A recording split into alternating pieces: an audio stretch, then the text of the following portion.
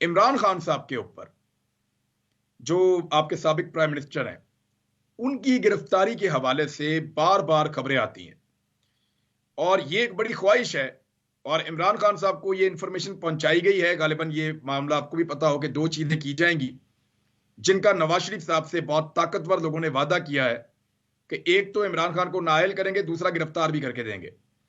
तो इमरान खान की गिरफ्तारी के इम्कानात क्या है और रद्द-ए-अमल किस नौयत का होगा, और क्या फवाद चौधरी की गिरफ्तारी में जो पूरे पाकिस्तान में हुआ, उसके बाद क्या इमरान खान को गिरफ्तार कर लेंगे? हो सकता है। देखिए, ये इसमें तो कोई शक नहीं है, पहले भी मैं बोलता रहा हूँ कि शदीद ख्वाहिश है कि इमरान खान को जो है वो नाअहल करार दिया जाए और गिरफ्तार किया जाए। उनके लिए बदकिस्मती से कानून में अभी तक उनको नजर कुछ नहीं आया। बड़े बड़े उन्होंने ट्रायल बलून छोड़े हैं, कभी तोशा खाना होता है तो कभी लीक्ड ऑडियो होती है तो पता नहीं क्या होता है, लेकिन आज तक इस वक्त तक हमारे सामने कोई ऐसी चीज नहीं आई है जिसपे उनको या नाअहल किया जा सके या गिरफ्तार किया जा सके। मैं इसमें भी शदीद तौर पे इख्तलाफ करता हूं। वो लोग कभी कभी अल्फाज इस्तेमाल करते हैं, जी वो टेक्निकल नॉकआउट करेंगे। ओ भाई, टेक्निकल के लिए भी कोई कानून के अंदर कोई गलती दिखानी होती है। कोई चीज नहीं है इस वक्त इमरान। अगर इमरान खान को गिरफ्तार करने की कोशिश की जाती है, नाअहल करने की कोशिश की जाती है, सिवाय कानून तोड़ के, आइन तोड़ के काम करने का और कोई रास्ता नहीं है। और आपने बिल्कुल ठीक बात की कि अदलिया के ऊपर बेतहाशा दबाव भी आता है, लेकिन हमारी अदलिया का जो इस वक्त इम्तहान आ रहा है, ये शायद बहुत इतना बड़ा अदलिया के सामने इम्तहान आ रहा है। क्योंकि जैसे मैंने पहले कहा, जो कल बयान आया है कि जी वो तो ठीक है, आइन के अंदर ये लिखा हुआ है कि 90 दिन के बाद इलेक्शन, 90 दिन के अंदर अंदर इलेक्शन कराने, लेकिन ये तो नहीं लिखा हुआ कि इलेक्शन अगर 90 दिन में ना कराएं तो क्या होगा। मतलब अब तो ऐलान बगावत आइन के साथ बिल्कुल बरमला की जा रही है। तो अदलिया का बहुत बड़ा इम्तहान है। इमरान खान की नाअहली के केसेस जो वो सुन रहे हैं, उसके अंदर भी जो गिरफ्तारी की, अगर कोई गैर कानूनी गिरफ्तारी की कोशिश की जाती है उसके अंदर भी, और जो इलेक्शन है खास तौर पे पंजाब और खैबर पख्तूनख्वा के जो इलेक्शन है, ये तीन बहुत बड़े जो इम्तहानात जो हैं अदलिया के सामने आने वाले हैं।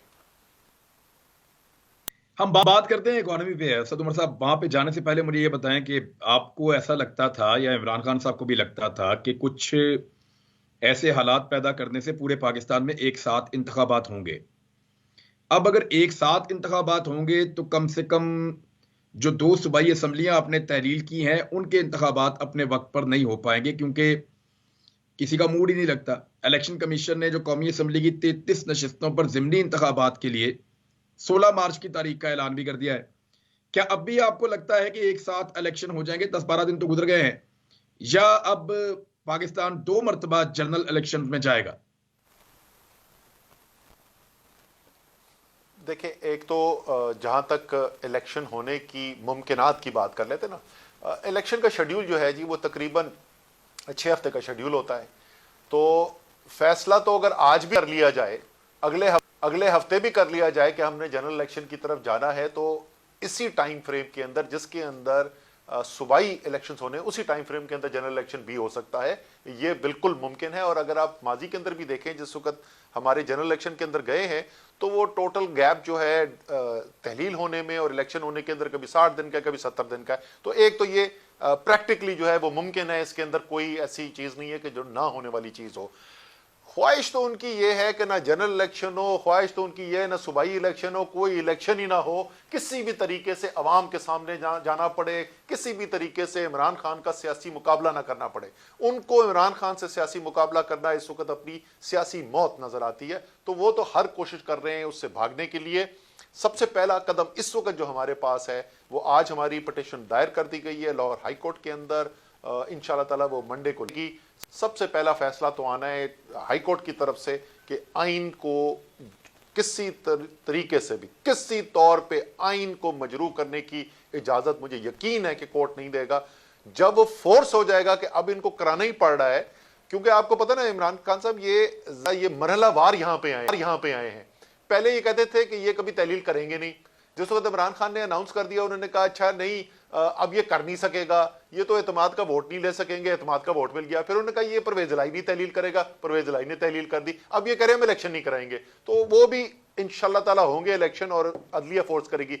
जब वहां पर पहुंच जाएंगे ना, फिर पता चलेगा असल टेस्ट के क्या वाकई में ये दो मुख्तलिफ इलेक्शन लड़ना चाहते हैं या एक इलेक्शन। सियासी तौर पे मैं आपको बता दूं, मुल्क की तबाही है। हर रोज जो आगे जा रहा है, आगे मईशत की थोड़ी बात करेंगे तो उस पर तफसील में चले जाएंगे, हर रोज जो आगे जा रहा है मुल्क तबाही की तरफ जा रहा है जनरल इलेक्शन ना होने की वजह से। लेकिन सियासी तौर पे सेक्रेटरी जनरल तरीके इंसाफ का अगर आप मुझे पूछे तो मुझे तो सूट करता है पहले प्रोविंस के अंदर इलेक्शन हो जाए, किसी को शक नहीं है खैबर पख्तूनख्वा और पंजाब हमने जीतना है इंशाल्लाह ताला। सूबाई इलेक्शन, सूबाई हुकूमतें हमारी बैठी होंगी, उस वक्त हो रहा होगा इलेक्शन एमएनएस का ऊपर, ये तो अपने एमएनएस के हाथ बांध देंगे अपनी पीठ के पीछे मुकाबले के लिए। एक तो सर इमरान खान साहब ने स्टेटमेंट दिया कि मेरे ऊपर जो हमला हुआ था उसमें 4 लोगों के साथ एक आसिफ अली जरदारी भी उन्होंने अब शामिल किया है। क्या इस बारे में आप लोगों को कोई इंफॉर्मेशन मिली है, मालूमात की बिना पर आप ये कह रहे हैं कि या ये एक पॉलिटिकल स्टेटमेंट है? और दूसरा, इमरान खान साहब ने कहा कि तीसरे प्लान के पीछे आसिफ अली जरदारी है, और साथ ही उन्होंने ये कहा, इमरान खान साहब ने मिशन आई है कि इमरान खान साहब की सिक्योरिटी वापस ले ली गई है। जी असद उमर साहब। जी, दोनों बातें दुरुस्त हैं। इमरान खान साहब के पास इंफॉर्मेशन आई है, उनको इंफॉर्मेशन मुहैया की गई है, अंदर से लोगों ने की है, और उसके अंदर यही बताया गया है कि एक नया कातिलाना हमला करने का मंसूबा बनाया जा रहा है, जरदारी साहब की उसके अंदर शिरकत कही जा रही है। तो ये बिल्कुल दुरुस्त है कि इमरान खान साहब को ये मालूमात पिछले कोई 48 घंटे पहले जो है वो मुहैया की गई है, ये दुरुस्त है। और सिक्योरिटी वापस करने का भी बिल्कुल ठीक है, सिक्योरिटी जारी है, उसको कम किया जाए। जी, अभी सिक्योरिटी हटा ली गई है। क्या पूछ रहे थे? सिक्योरिटी मुकम्मल तौर पे नहीं हटाई गई है, वो किस्तवार कम की जा रही है, किस्तवार कम की जा रही है। बनीगाला से तो उन्होंने वापस बुला लिए थे, यहाँ पे भी ज़मान पार्क में कम कर दी गई है, और अभी मजीद दबाव है कि और कम करने के लिए दबाव है, और मेरे ख्याल में वहाँ पे इरादा यही नज़र आता है कि उसको मुकम्मल तौर पे हटा दिया जाए। जो क्लोज प्रोटेक्शन यूनिट होता है साबका वज़ीर आज़म के पास, उनको तो विड्रॉ कर लिया गया है।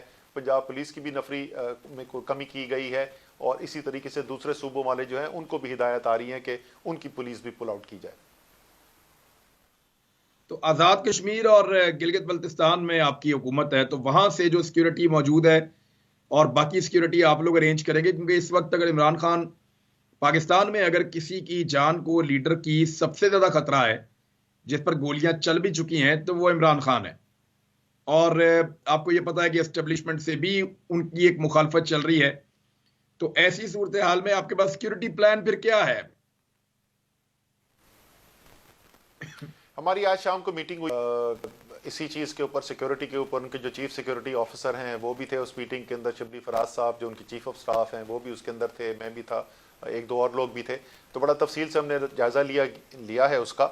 और एक तो वो जो है वो ज़ुबानी ऑर्डर्स के ऊपर जो है वो सिक्योरिटी हटाने की कोशिश कर रहे थे, तो उसके ऊपर हम जो फोर्स कर रहे हैं कि ज़रा लिख के देना, ताकि रिकॉर्ड के ऊपर तो आए कि एक साबका वज़ीर आज़म, पाकिस्तान की सबसे बड़ी सियासी पार्टी का लीडर, जिसके ऊपर जान के ख़तरा होने का कोई शक ही नहीं मौजूद है, उसकी सिक्योरिटी हटाई जा रही है, यानी उसकी जान को ख़तरे में डाला जा रहा है, यानी पाकिस्तान के अंदर इंतशार के ख़तरे को जानबूझ कर लिया जा रहा है। तो रिकॉर्ड पे तो हम चाहते हैं कि वो कम से कम आए ना, वो हम कोशिश करें। उसके अलावा दूसरे ज़राए से किस तरीके से हमने उनकी सिक्योरिटी को बीफअप करना है, उसके ऊपर भी हम अपनी तरफ से पूरी कोशिश करेंगे।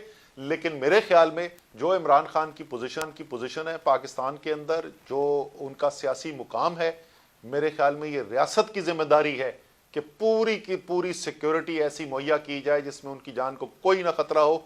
क्योंकि इमरान खान को खुदा न खास्ता कुछ होता है तो ये पाकिस्तान के लिए एक खतरा है। ये सिर्फ इमरान खान की जान की बात नहीं है, ये पाकिस्तान के लिए खतरा है। 2022 मॉडल तोहफे भी देके गया पाकिस्तान की आवाम को। पाकिस्तान की आवाम को एक तोहफा ये दिया कि आवाम को पता चल गया कि पाकिस्तान का मीडिया क्या है। साल 2022 में सबसे ज्यादा देखे जाने वाला चैनल बोल न्यूज रहा नंबर 1। हमने बहुत सारे शोज और ट्रांसमिशंस की, पूरा साल मुसलसल जदोजहद में निकल गया कि ये वोट ऑफ कॉन्फिडेंस के पीछे कौन लोग थे। तोड़े रेटिंग के सभी रिकॉर्ड। सोशल मीडिया पर भी सबसे ज्यादा तेजी से 2.4 बिलियन व्यूज का संगे मील अबूर किया।